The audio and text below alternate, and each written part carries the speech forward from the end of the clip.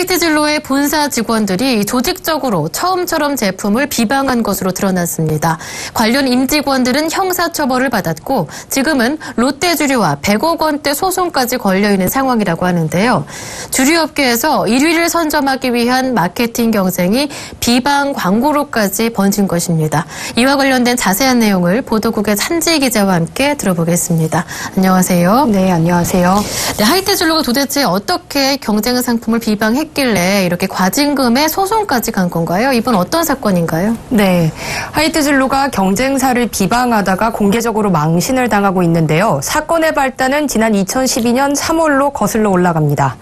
한국소비자TV에서 처음처럼의 제조용수인 알칼리 환원수에 대한 의학적인 문제를 제기하고 제조 방법 승인 과정에 대해서도 공무원과의 불법 커넥션이 있었다는 프로그램을 방영했었는데요. 해당 내용에는 처음처럼의 제조용수인 알칼리 환원수가 인체에 해로워 많이 마실 경우에는 위장장애나 피부질환이 발생할 수 있고 심할 경우에는 심장마비로 사망까지 이를 수 있다는 내용이 들어있습니다. 하이트진로가 이 방송에 보도된 내용 중에서 알칼리 환원수는 인체에 치명적이다, 독이다 이런 내용들을 편집해 2달 동안 서울 경기권에 전단지와 현수막을 뿌리면서 경쟁사의 소주 제품을 비방한 것입니다. 이 과정에서 본사가 개입했다는 법적인 책임을 피하기 위해 임직원들에게 인터넷 광고를 게재할 때 사내 PC를 사용하지 말도록 지침을 내렸고 전단지나 현수막의 경우에는 영업지점이 자발적으로 시행한 것처럼 꾸몄다가 발각됐습니다. 네. 그런데 하이트진로의 비방 광고 배포의 경우에는 본사가 직접 개입했는지 안 했는지 의혹은 아직 뚜렷하게 밝혀지지는 않았는데요. 본사 측의 입장은 어떻습니까? 네. 이 비방 광고의 경우에는 단순히 영업사원이 주도한 것이 아니라 하이트진로 영업본부장인 황모 전무 등 4명이 주도적으로 진행했다는 것이 공정위의 결론입니다. 이들은 지난 2012년 3월부터 4차례에 걸쳐 비상대책위원회를 꾸려 영업팀 등의 음해 내용이 담긴 전단지를 배포하도록 지시했습니다.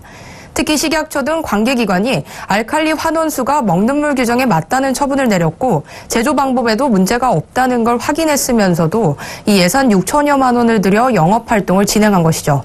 하이트진로는 공정위 측에다가 소비자TV가 방영한 내용 대부분이 전문가들의 인터뷰였기 때문에 믿을 수밖에 없었고 본사 직원들이 편집을 할 때 용어 선택에서 실수를 한 것이라고 해명하면서 본사 개입 사실은 은폐하려고 했는데요. 취재 결과 하이트진로 본사 마케팅팀이 직접 작성한 쉐어포인트 리포트가 있었습니다.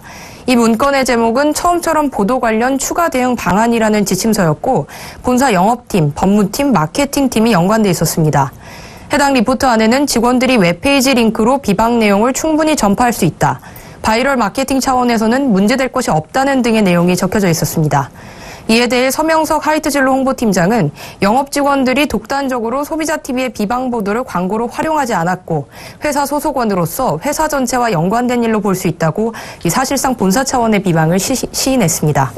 네, 그렇다면 피해 업체인 롯데주류의 입장은 어떻습니까? 네, 이 롯데주류의 처음처럼의 제조 허가 과정이 이미 6년간에 걸쳐서 적합하다는 판정을 받았음에도 불구하고 하이트진로가 루머를 조직적으로 배포하면서 타격을 입었다고 피해를 호소해왔습니다.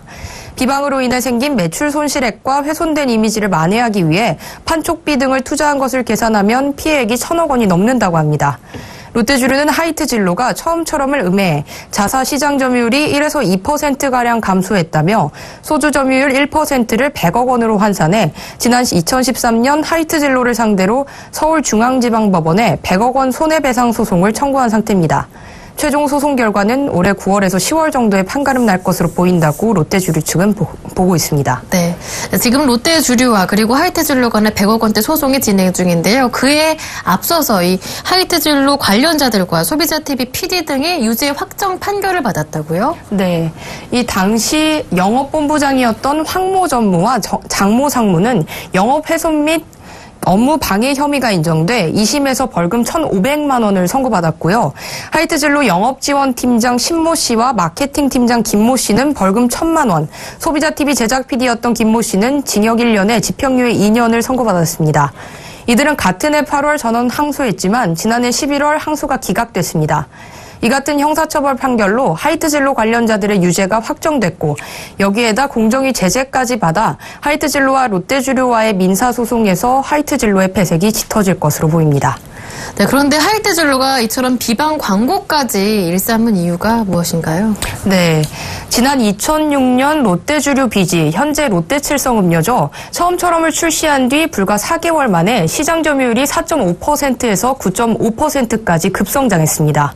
반면 하이트진로의 참이슬은 기존 과반 이상 55.3%를 차지했던 시장 점유율이 49.5%로 하락한 것으로 나타났습니다.